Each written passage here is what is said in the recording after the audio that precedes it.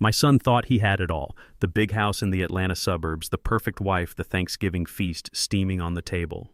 But on that cold holiday afternoon, I found his 8-year-old son, my only grandson, shivering on the street as a punishment. While they carved the turkey inside, I was about to carve up their entire future. I kicked open the door to their party, and with 6 simple words, I turned their dream into a notice of eviction. Before I continue, do me a favor and hit that subscribe button and let me know in the comments where you're listening from. I want to see how far this story of justice travels. My name is Elijah Vance, and at 65 years old, I've learned that some feelings settle in your bones long before your mind understands them. That Thanksgiving, it was a cold feeling, a deep, penetrating chill that had nothing to do with the 15-degree weather outside. It started the moment I turned the key in the ignition of my old Ford pickup. I was driving to my son Marcus's house in one of those new sprawling neighborhoods where every house looks the same, built so fast you wonder if they used glue instead of nails. It was an unannounced visit. My gut told me to go. A man who spent 40 years in construction learns to trust his gut. It tells you when a foundation is cracked. And my family's foundation felt like it was about to crumble into dust. The drive was long, giving me too much time to think. The phone calls with Marcus had changed over the last year. They used to be easy, full of talk about the Falcons or the leaky faucet he needed help with. Now they were heavy with unspoken things. His "Hey Pop, how's it going?" had morphed into a hesitant, "Dad, we were wondering if..." That sentence always ended with a number for the new property taxes, a number for the landscaping project Jessica wanted, a number for a country club membership they couldn't afford but felt they deserved. It was never just a call anymore. It was an invoice. And Jessica, my daughter-in-law, her voice was like polished glass, smooth, shiny, and cold. In every conversation, she'd find a way to talk about the house. "This place has such great bones, Eli, but it really needs a modern kitchen." Or, "A new deck would do wonders for the property value." She talked about the house as if it were already hers, as if I were just a caretaker, a ghost rattling around in my own life until they could finally take over. My late wife, Rose, she saw it coming. She always did. "Eli," she'd tell me, her hand warm on my arm, "that boy Marcus has a good heart, but his spine is made of cotton.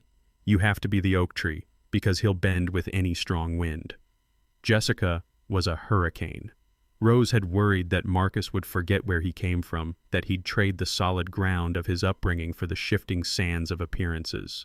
As I turned onto their street lined with identical mailboxes and professionally decorated porches, I knew her worries had become my reality. This wasn't a holiday visit. This was an inspection. The house was lit up like a postcard. I could see the golden light spilling from the dining room windows, silhouettes of people laughing, raising their glasses, the sounds of a happy family. But my eyes were drawn to a shadow huddled by the garage door, a shape that didn't belong in the perfect picture. My heart seized. I slammed on the brakes, the old truck groaning in protest. It was Leo, my grandson.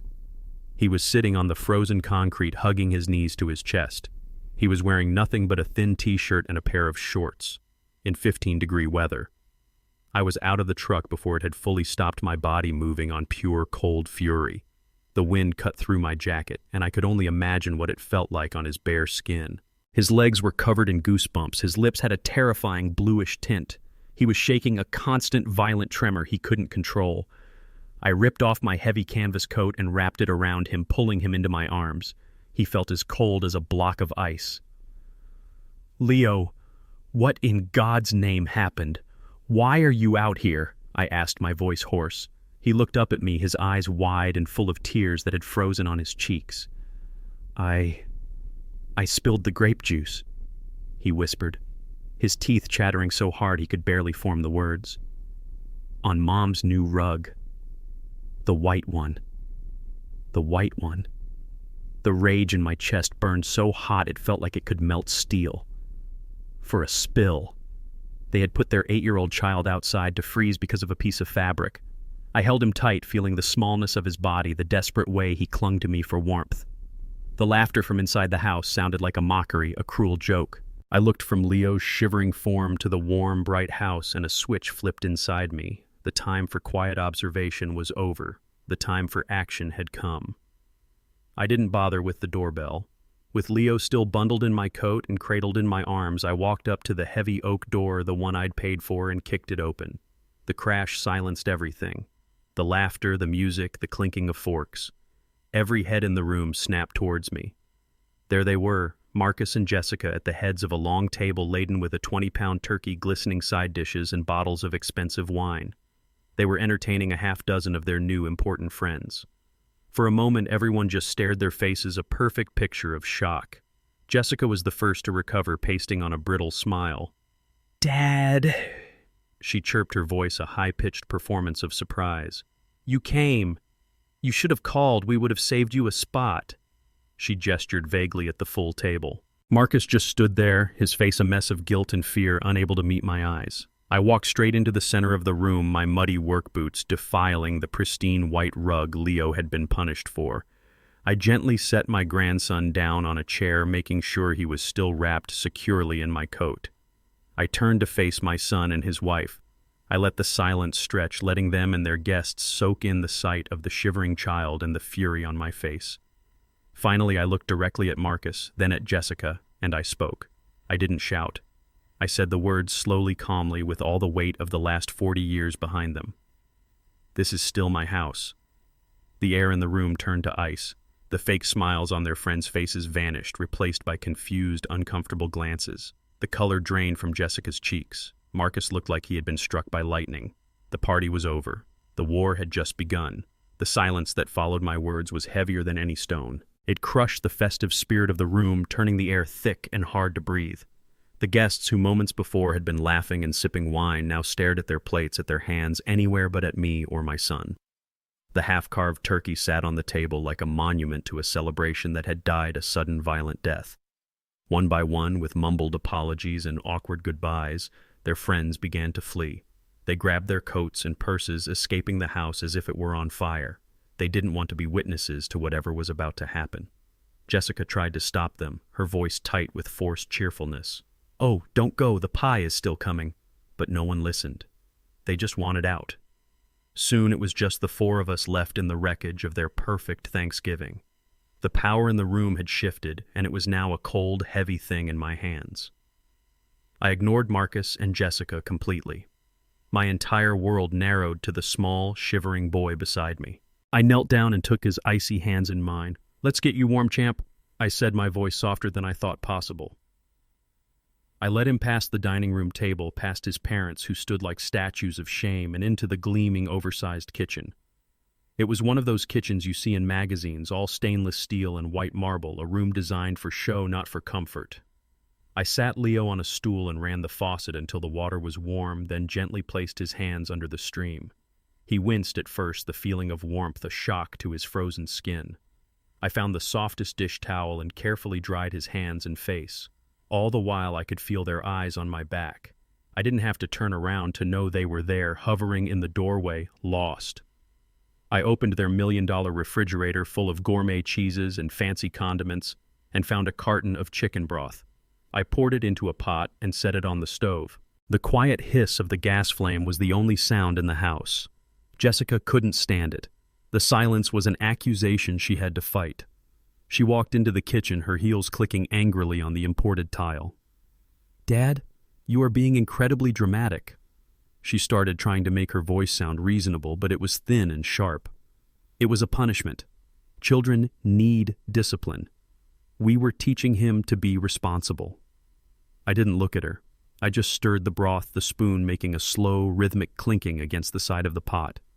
"Do you have any idea how much that rug cost?" She continued, her voice rising. "It was hand-woven. I had it shipped from Morocco. He has to learn that actions have consequences."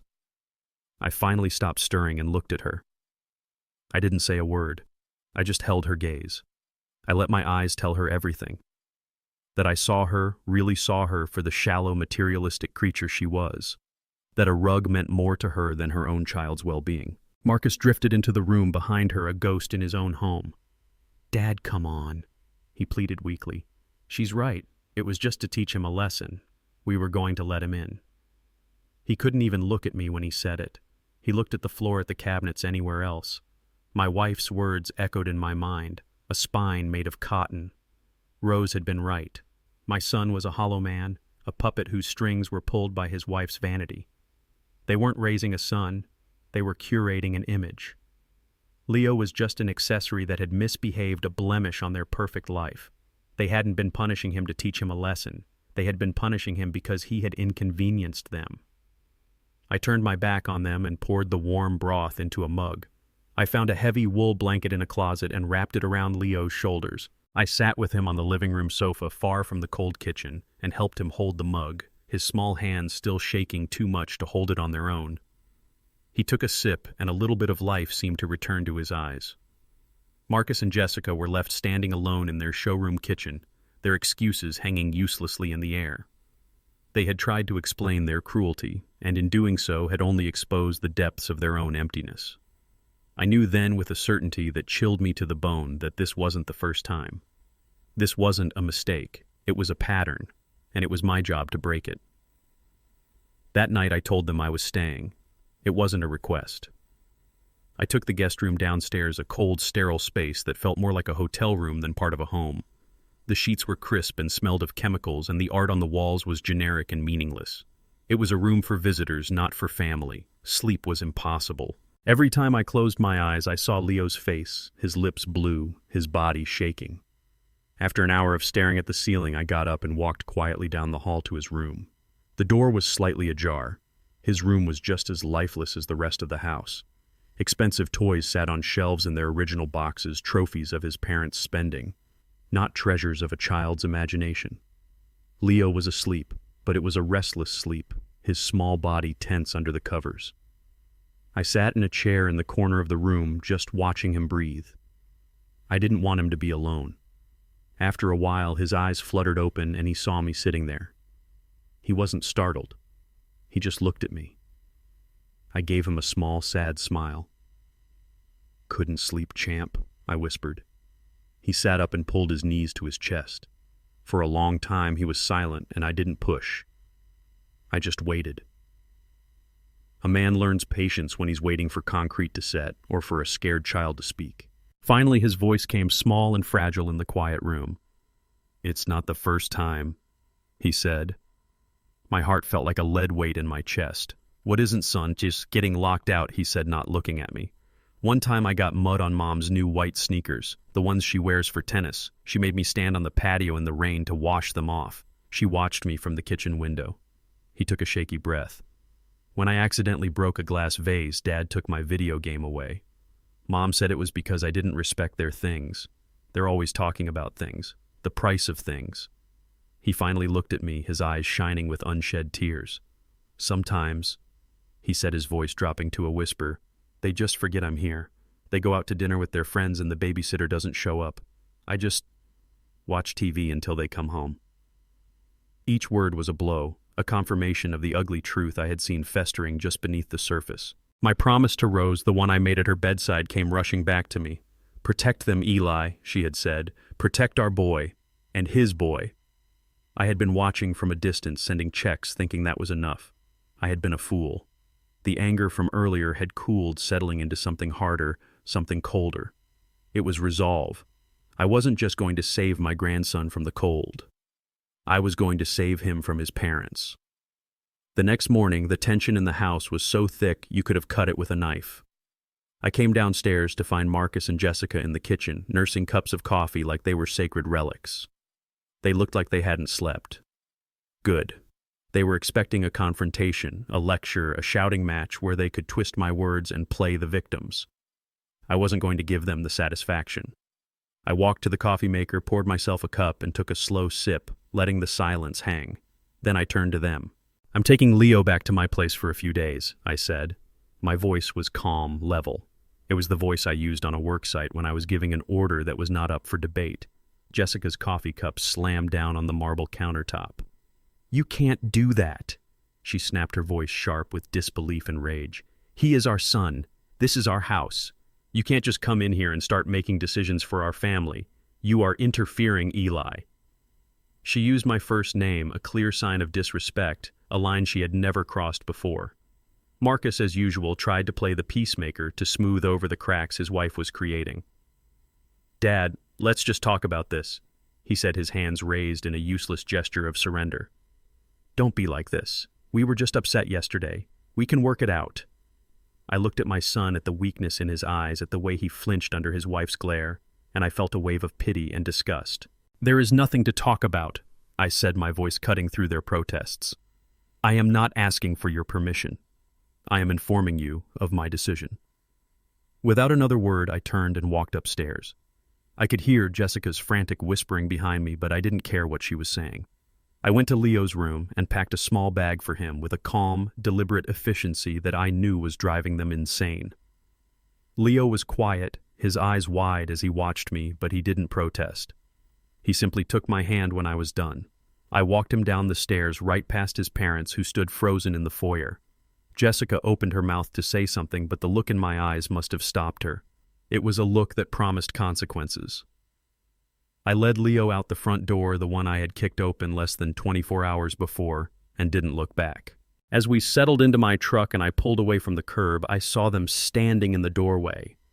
Two stunned figures in their perfect house, having lost complete control of the situation. They expected a family argument. They got a tactical extraction. Once we were on the highway with the sterile suburban landscape shrinking in the rearview mirror, I picked up my phone. Leo was quiet in the seat beside me, just watching the world go by. I dialed a number I knew by heart.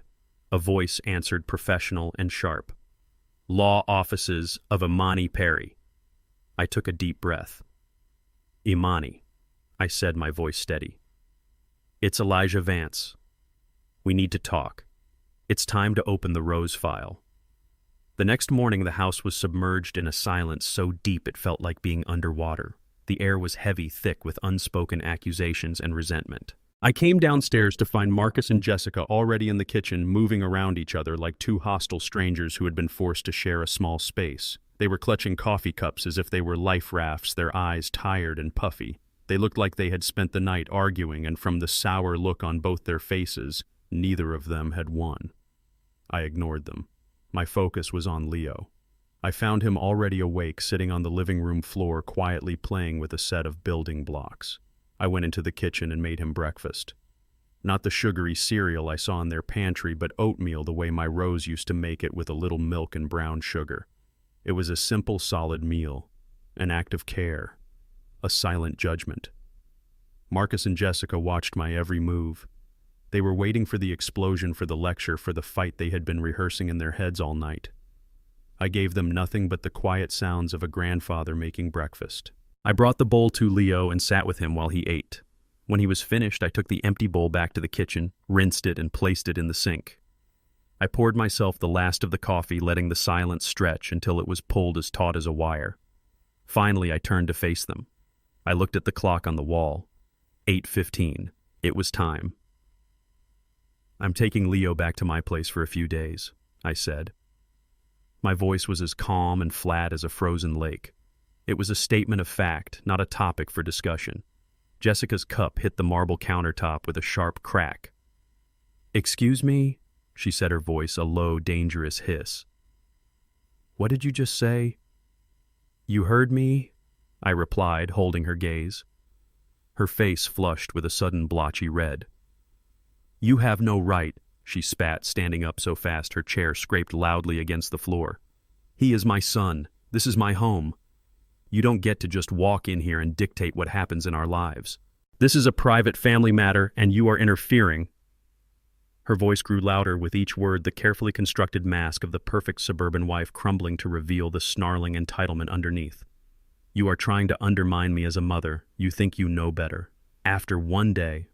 My internal monologue was cold and clear. I saw that her outrage had nothing to do with motherhood or what was best for Leo. It was about power. I had challenged her authority in her own castle, and she couldn't stand it. I was a stain on her perfect picture, and she was desperate to scrub me out. Marcus jumped up, placing himself physically between us, his hands raised in a gesture of surrender. Okay, everybody, just calm down," he said, his voice pleading. "Dad, we know we were wrong yesterday. We admit it. It was a mistake, but this is too much. You can't just take him."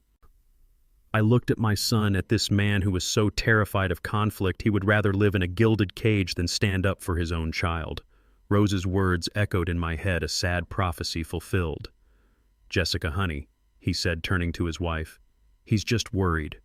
Let's all just talk this out like adults." She shot him a look of pure venom. There's nothing to talk about, Marcus. Your father is trying to kidnap our son. Her accusation was so absurd, so theatrical, that I almost laughed. Instead, I took a slow sip of my coffee. I let their panic and chaos wash over me, but it didn't touch me. I was the eye of the storm. I placed my cup deliberately in the sink. I looked past my frantic son, past my furious daughter-in-law, and I delivered the final verdict. I am not asking for your permission, I said, my voice cutting through their noise like a shard of glass. I am informing you of my decision. And with that, I turned my back on them and walked out of the kitchen. The move was a dismissal, a clear statement that their arguments were irrelevant. I walked up the stairs, my steps heavy and even on the plush carpet. Each step was a measured beat in the new rhythm of our lives. I went into Leo's room and found a small duffel bag in his closet. I packed it with a calm efficiency that I knew was more infuriating to them than any shout could ever be. A few pairs of jeans, some sweaters, his toothbrush, the book I saw on his nightstand. Simple things, necessary things. Leo stood in the doorway watching me. He didn't say a word. When I was done, I zipped the bag and held out my hand. He took it without hesitation. That simple act of trust was all the confirmation I needed. We walked down the stairs together. They were waiting in the foyer, two cornered animals, their faces a mixture of fury and helplessness. Jessica's hands were clenched into fists at her sides. Marcus just looked defeated. I didn't say goodbye. I simply walked toward the door, holding my grandson's hand. I led him out into the cold morning air, into the safety of my old truck. As I pulled away from the curb, I saw them in the rearview mirror, two small figures standing in the doorway of a big empty house. They had expected a shouting match they could manipulate. They got a quiet resolution they were powerless to stop. Once we were on the highway, a comfortable silence settled between us. I glanced over at Leo. The fear and tension had begun to melt from his small face, replaced by a quiet sense of relief. That was all that mattered. I picked up my phone and dialed a number I knew by heart. It rang twice. Law offices of Imani Perry. A crisp, professional voice answered. I took a deep breath, my knuckles white on the steering wheel. Imani, I said, my voice steady and hard as iron. It's Elijah Vance.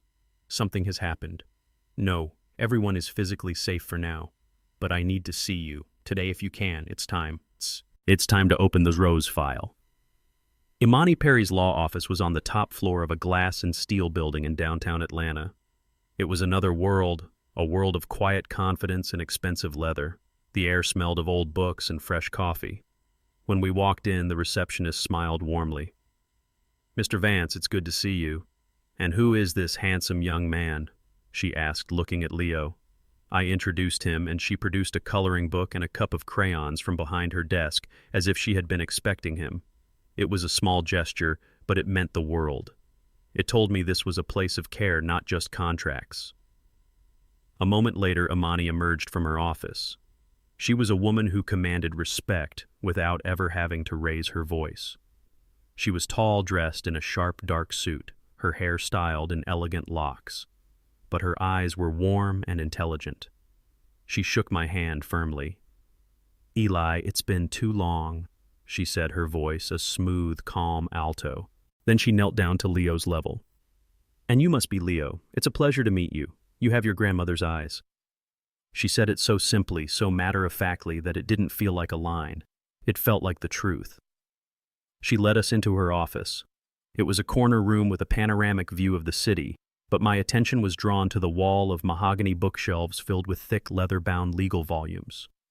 It was a room that spoke of history, of precedent, of battles won through careful planning and unshakable resolve. After making sure Leo was happily occupied in a comfortable chair, Imani sat behind her large, uncluttered desk. She looked at me, her expression serious. You said on the phone it was time to open the Rose file, she said. I hoped this day would never come. She swiveled in her chair and retrieved a thick burgundy-colored binder from a locked cabinet. It had a simple label on the spine, Vance. She placed it on the desk between us with a soft final thud. This was it. This was the fortress Rose had built. This was the weapon she had left behind. Before we go any further, Imani began, her voice shifting into its professional tone. I want to refresh your memory on the structure Rose insisted we create. This is not a simple will, Eli. You know that. You and Rose didn't just leave your assets to Marcus. You created the Vance Family Trust. That trust is a legal entity. It owns everything. The house Marcus lives in, the investment portfolio, the savings. You are not the owner. You are the sole surviving trustee. You are the manager, the guardian of the estate. She paused, letting the weight of those words settle in the room. Marcus is the beneficiary. He is the one who stands to inherit the assets of the trust upon your passing. But and this is the most important part, his inheritance is not guaranteed. It is conditional. She opened the binder, her long fingers flipping through several pages, until she found the one she was looking for. She put on a pair of reading glasses and looked at me over the rims. I remember the night Rose had me add this. We were here until almost midnight hammering out the exact wording. She wouldn't leave until it was perfect. My own mind drifted back to that time. I remembered arguing with Rose about it in our kitchen. It's too harsh, honey, I had said. It's like we don't trust our own son. It's like we're ruling from beyond the grave. Rose had put down her dish towel and looked at me with that gaze of hers that could see right through to your soul. Trust isn't the issue, Eli, she had told me. Life is the issue. People change. Money changes them. I am not protecting our money from Marcus.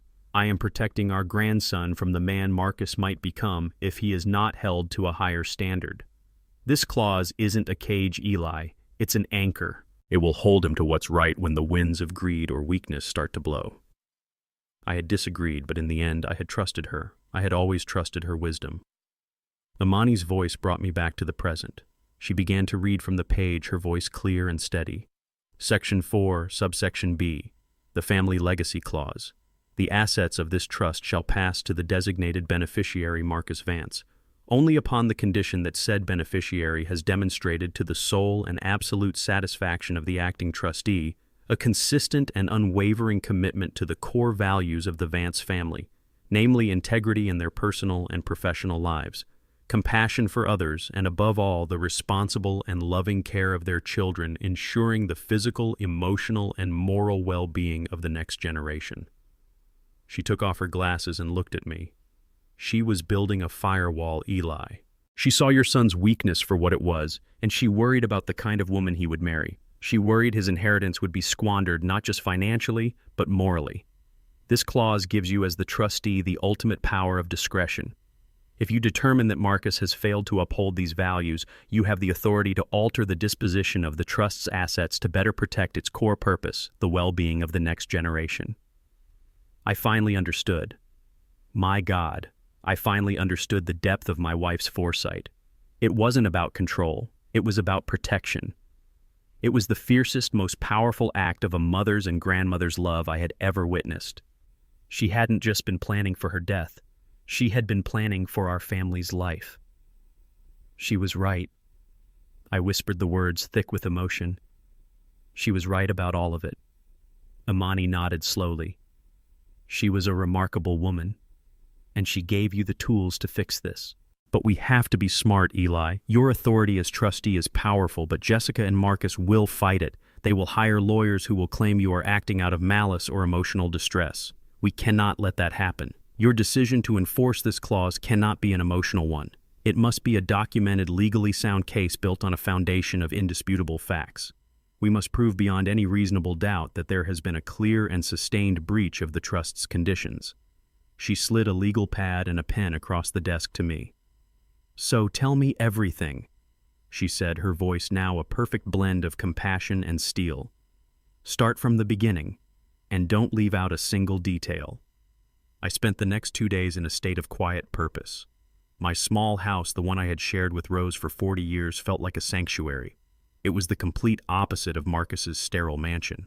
Here the wood floors creaked with history, the air smelled of old books and lemon oil, and every photograph on the wall told a story. Pictures of Rose, of a young Marcus, laughing on a tire swing, of Leo as a baby. It was a house built from love, not just lumber and drywall. Leo seemed to feel it too. The tense, haunted look in his eyes began to fade. We spent our time in my workshop sanding down a piece of pine for a small bookshelf he wanted to build. The simple, honest work of making something with his hands seemed to heal a part of him. My phone buzzed constantly. I had a dozen missed calls from Marcus. and a string of angry, rambling text messages from a number I knew was Jessica's. I ignored them all. Let them stew in their panic, I thought. Let them wonder. As Amani had advised, silence was a tool. It would make them desperate, and desperate people make mistakes. On the third day, the phone rang again. I looked at the screen. Marcus. I took a deep breath. This was it. "Leo," I said calmly. "Could you go into the living room for a bit? I need to take this call." He nodded and left, and I was grateful for his trust. I pulled out the small digital recorder Amani had given me and placed it beside the phone. I followed her instructions exactly. I answered, put the call on speaker, and pressed record. "Dad." Marcus's voice was tight with a mixture of anger and anxiety. "Finally, I've been calling you for 2 days. What is going on?" I could hear the echo on his end, the sound of a large empty room, and I could hear something else, a faint, sharp whisper in the background. "Jessica." "This has gone on long enough," Marcus said, his voice gaining a false bravado. It was clear he was reading from a script his wife had prepared. "You need to bring Leo home. Now." I remained silent, letting him fill the void. "Are you listening to me?" he demanded. "This isn't a game. You can't just take a child." I heard Jessica hiss something indistinctly. Marcus paused, then continued, his voice even more strained. "You have no right to do this, Dad. You are legally overstepping. He is our son." "Is he okay?" I asked, my voice even. It was a simple question, but I knew it would throw them off. There was a pause. The question of their son's well-being was clearly not on their agenda. "Of course he's okay," Marcus stammered. "That's not the point." In the background, Jessica's whisper became clearer. "The house, Marcus. Tell him about the house." A cold sadness washed over me as I listened. My son was so weak, so utterly lost, that he couldn't even have a difficult conversation on his own. He was a mouthpiece, a puppet. "Dad," Marcus said, his voice taking on a whiny, lecturing tone that I knew came directly from Jessica. "You need to think about what you're doing. To all of us. This house is our main asset. It's our equity.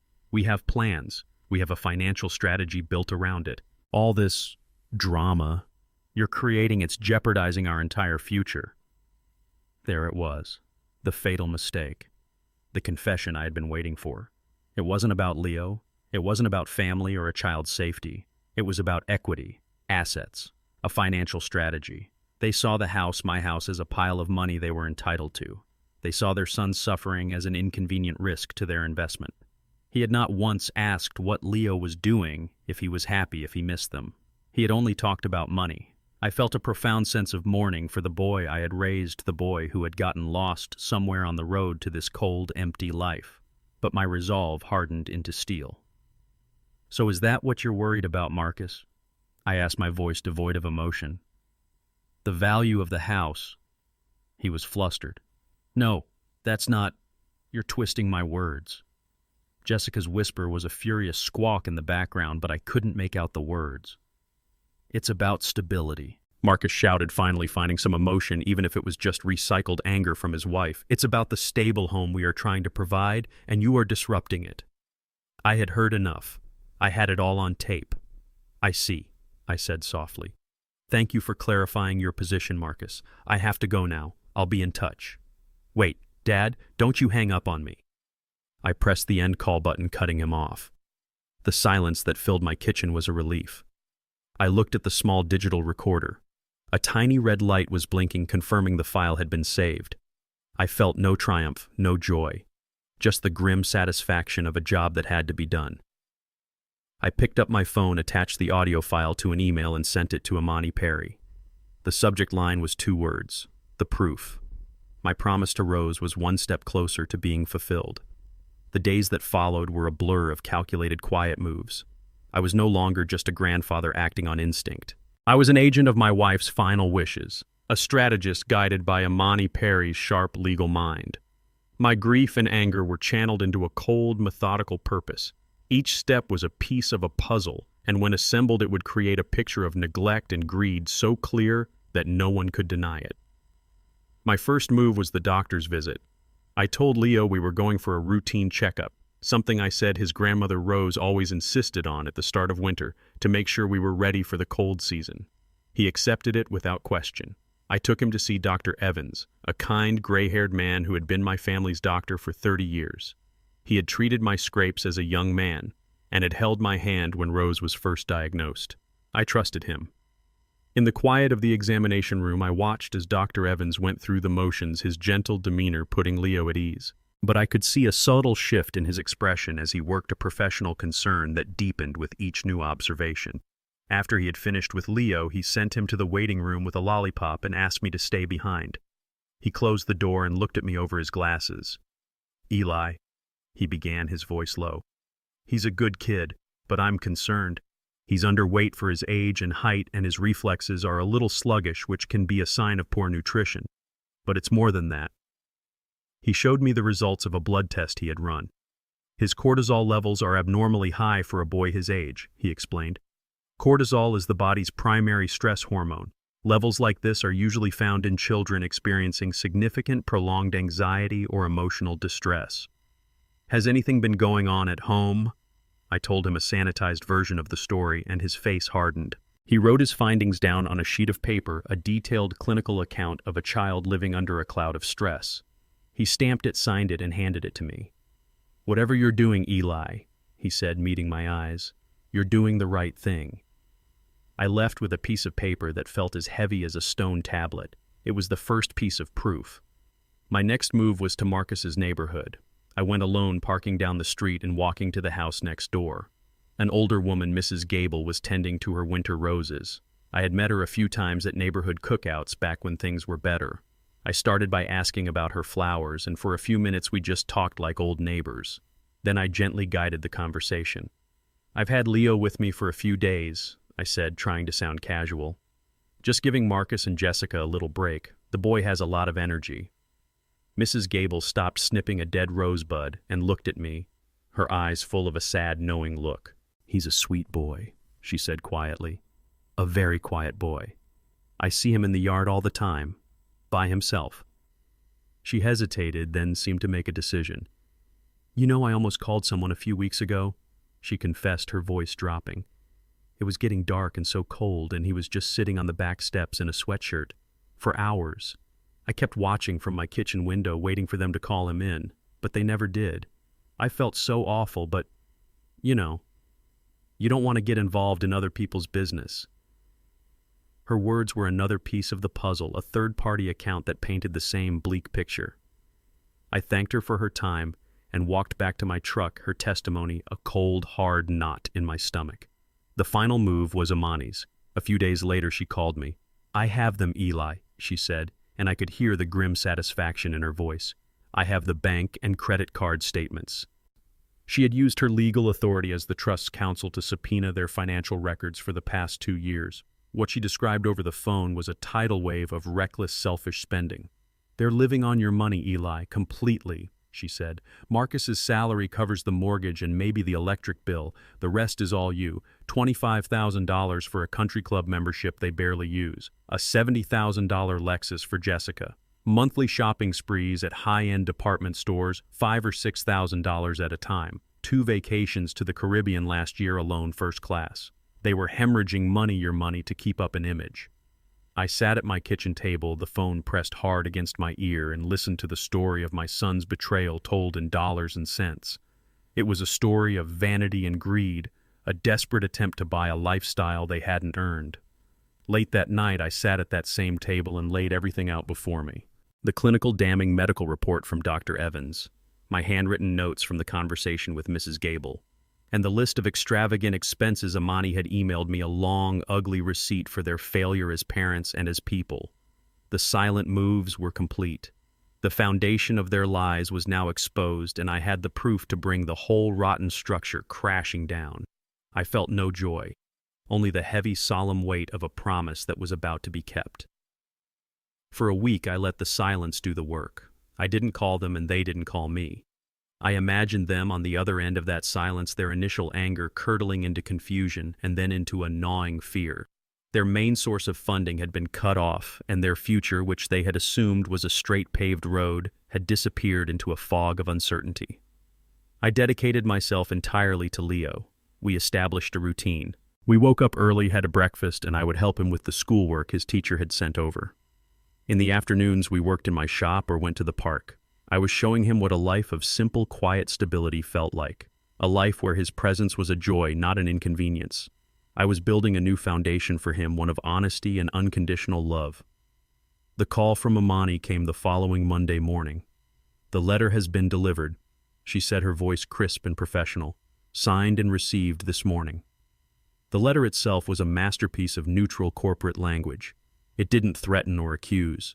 It simply invited Marcus and Jessica Vance to a mandatory family meeting to discuss the future administration and long-term planning of the Vance Family Trust. It was the perfect bait and official-sounding invitation that spoke their language of assets and estates. I asked Amani if they had responded. I heard the hint of a dry smile in her voice when she answered. "Oh yes, they responded within the hour. Jessica called me herself." I could picture it perfectly. Jessica seeing the official letterhead from a prestigious law firm, her panic instantly transforming into smug triumph. She would have seen it as a white flag, a sign of my surrender. She was exuberant. Amani continued, choosing her words carefully. She said she and Marcus were delighted to finally put this recent misunderstanding behind them and formalize the next steps. She wanted to know if she should bring her financial advisor to discuss the tax implications of the impending asset transfer. I had to close my eyes. The sheer blinding arrogance of it was almost breathtaking. They hadn't learned a single thing. They felt no remorse, no concern for their son. They saw this meeting as their coronation, the moment the old king would finally abdicate and hand over the keys to the kingdom. In their minds, they had won. They believed their tantrum had worked, that my week of silence was me licking my wounds before coming to the negotiating table to give them everything they wanted. Amani told me Jessica had even commented on her relief that I was finally being sensible. She probably had her victory speech all prepared. I could see her in my mind's eye, standing in front of her walk-in closet, choosing the perfect outfit for the occasion. A power suit. Something that said, "I am the new matriarch of this family."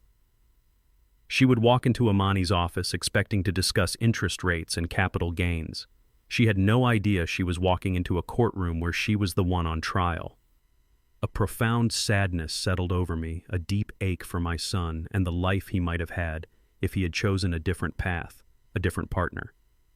But then I looked out the window and saw Leo in the backyard, carefully watering the small herb garden Rose had planted years ago. He was smiling. That smile was all the justification I needed. "So they agreed to the time?" I asked Amani, my voice steady. "Wednesday at 10 a.m., she confirmed. "They will be there." "Good," I said. "So will I." We hung up the phone. The trap was now set. The bait had been taken. The stage was prepared, the actors had been summoned. All that was left was for the final terrible act to begin. They walked into the conference room exactly as I had pictured. Jessica led the way, dressed in a sharp cream-colored suit that probably cost more than my first car. Her smile was bright, confident, and utterly false. She looked like a predator who had finally cornered her prey. Marcus trailed a step behind her, a nervous shadow in her orbit, clutching a leather briefcase as if it were a shield.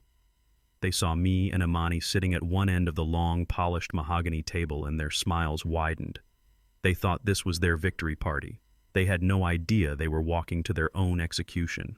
The room was cold, the air still. The only sound was the faint hum of the city 10 floors below. 2 chairs were placed opposite us, and the distance across the table felt like a mile-wide canyon. "Good morning," Amani said, her voice cool and formal, offering no warmth. "Please have a seat. Thank you for coming." Jessica sat down, placing her expensive handbag on the table with a proprietary air. "Of course," she said, her voice dripping with condescending sweetness. "We're happy to be here. We're very eager to finalize the plan and move forward." She was already spending the money in her head. Amani didn't smile. She opened the burgundy binder in front of her. "This meeting," she began, her words precise and deliberate, "has been called to review the execution and current standing of the Vance Family Trust, specifically in relation to the stipulations outlined within the document." Jessica's smile faltered for a fraction of a second. The legal jargon was not the friendly chat she had anticipated. Marcus shifted uncomfortably in his seat. "As you know," Amani continued, Marcus is the sole beneficiary of the trust. However, that status is conditional. She turned a page and slid a copy across the table to them. I would like to draw your attention to Section 4, subsection B, the Family Legacy Clause. She began to read the clause aloud, her voice echoing in the silent room. She read about integrity, about compassion, and about the absolute, unwavering responsibility to care for the next generation. As she spoke, I watched their faces. The triumphant confidence on Jessica's face was slowly being replaced by a look of confused irritation. Marcus just looked lost. The words meant nothing to them. They were just legal noise getting in the way of their payday. When Amani finished, Jessica gave a little laugh. "That's all very nice, very sentimental," she said, waving a dismissive hand. Rose was always the romantic. "But what does that have to do with the practical matter of transferring the estate's assets?" "It has everything to do with it," Amani said, her voice turning to ice. "As trustee, Mr. Vance has been forced to evaluate whether the conditions of this clause have been met." She slid a second document across the table. Exhibit A, a sworn statement from your neighbor, Mrs. Gable, detailing multiple instances of observing your son, Leo, left unattended outside in inclement weather for extended periods of time. Jessica scoffed. "Oh, please. That nosy old woman, she's lonely. She makes things up." "Is that so?" Amani replied, not missing a beat. She slid a third document over. Exhibit B, a full medical report from Dr. Robert Evans. It notes that your son is clinically underweight and that his blood tests show abnormally high levels of cortisol, a hormone directly linked to chronic stress and emotional distress in children. Jessica's face began to pale. "You took him to a doctor. That's a violation of our privacy. We didn't authorize that." As Leo's grandfather and temporary guardian, Mr. Vance was well within his rights to seek medical care for a child he believed was in distress, Amani stated calmly. She didn't wait for a response. A fourth document was pushed forward. Exhibit C, a full financial summary of your bank and credit card accounts for the past 24 months subpoenaed by this office. It shows a total income of roughly $80,000 a year from Mr. Vance's salary against expenditures of over $200,000 a year. The deficit, as you know, has been covered by monthly gifts from Elijah. Gifts that paid for this. She tapped the paper. A $70,000 Lexus, a country club membership, multiple vacations, thousands of dollars a month on designer clothing and restaurants. Jessica was speechless now. Her mask of superiority had shattered, leaving only a raw, ugly panic. Marcus had shrunk so far down in his chair he seemed to be trying to disappear into the floor. And finally, Amani said, her voice low and dangerous. Exhibit D. She reached over and pressed a button on a small digital player on the table, and then their own voices filled the room. Marcus's voice weak and hesitant, Jessica's a sharp, furious whisper in the background. And then Marcus's fatal words, clear as a bell in the silent conference room. "This house is our main asset. It's our equity. You're jeopardizing our entire future with all this drama." The sound of his own greed, his own pathetic priorities echoed off the walls.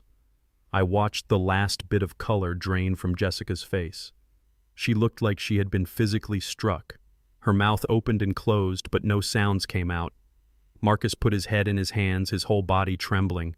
They had walked in here as conquerors. Now they were just two small, pathetic people, stripped bare and exposed in the harsh, unforgiving light of the truth. Amani pressed the stop button. The silence that descended was absolute. It was the silence of a tomb. They were buried under the weight of the evidence, under the truth of their own ugly souls.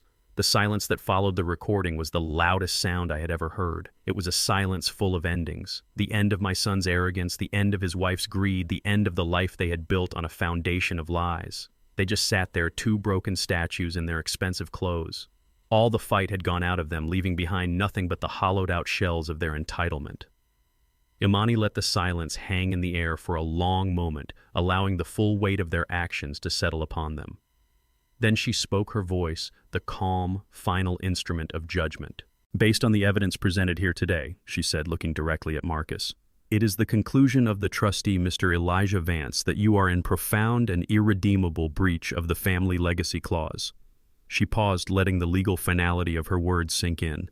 "Therefore," she continued, her voice leaving no room for appeal, "I am officially informing you that your status as beneficiary of the Vance Family Trust is hereby suspended, indefinitely." Jessica made a small choked sound, but she didn't have the strength to form words. Marcus didn't even flinch. He was already gone. Furthermore, Amani said, delivering the final devastating blow, as per the instructions of the trust, all assets contained within it, including the property at 123 Maple Street, will be immediately liquidated and transferred into a new protected trust. She paused one last time, holding their empty gazes. The sole beneficiary of this new trust will be Leo Vance. Mr. Elijah Vance will act as trustee and manage the funds for Leo's education and well-being until he reaches the age of 25. It was clear from their blank, shattered expressions that the words were not fully registering. They understood they had lost, but they couldn't comprehend the elegant, perfect justice of the mechanism. For the first time in that long, painful meeting, I spoke. I looked at my son not with anger, but with a grim sense of duty. "Let me make it plain for you," I said, my voice steady and hard as stone. "You have 30 days to vacate the property. The house will be sold. The proceeds will fund Leo's future." I leaned forward slightly, making sure they understood the finality of my next words. "You will not receive a single dime." That was it. The final shock. The last thread of hope they might have been clinging to was severed.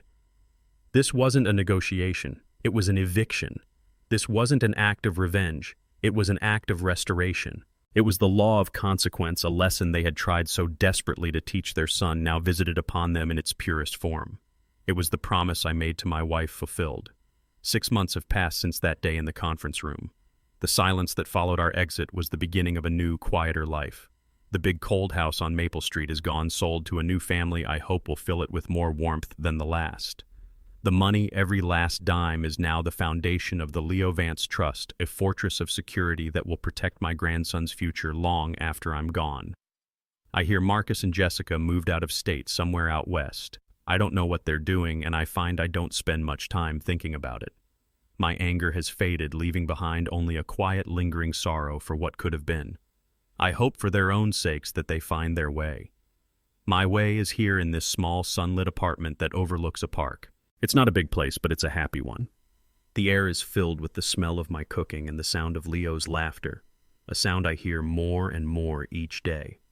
The haunted, anxious look in his eyes has been replaced by the bright, curious spark of a boy who feels safe. He is healthy. He is thriving. He is finally free to just be a child. Right now he's sitting at the kitchen table, chewing on the end of his pencil as he puzzles over a math problem. He looks up at me, a frustrated little frown on his face. I walk over and sit beside him, pointing to a number on the page. "You're trying to do it all in your head," I tell him gently. "Try writing it down one step at a time. That's how you build anything, champ. One solid piece at a time." He nods, starts writing, and a moment later his face lights up. "I got it," he says, his smile so bright it could power the whole city. He got it, and in that moment, I know we're going to be okay. My wife Rose always used to say that it's easy to build a house, but it takes a lifetime to build a home. For a long time I thought I had failed. I failed to teach my own son that lesson, and our family cracked under the weight of his weakness and his wife's greed. But now, looking at my grandson, I realize I haven't failed. I've just been given a second chance. This wasn't the end of our family. It was the beginning of a true legacy. A legacy not measured in property value or bank accounts, but in quiet moments like this. In love, in dignity, and in the simple, unbreakable promise of a grandfather to his grandson. And that's a promise I'll keep for the rest of my days. This story is a powerful reminder that a true family legacy isn't measured in dollars, but in dignity. It teaches us that the duty to protect a child from neglect outweighs any obligation to maintain a false peace with those who cause harm. True strength lies not in loud confrontation, but in quiet, decisive action, rooted in love and foresight. It shows that sometimes the most profound act of love is to dismantle a house built on greed in order to build a true home founded on safety, integrity, and the unwavering promise to put the next generation first. Have you ever had to make a difficult choice to protect a loved one? Share your story in the comments below, and please subscribe for more tales of justice restored.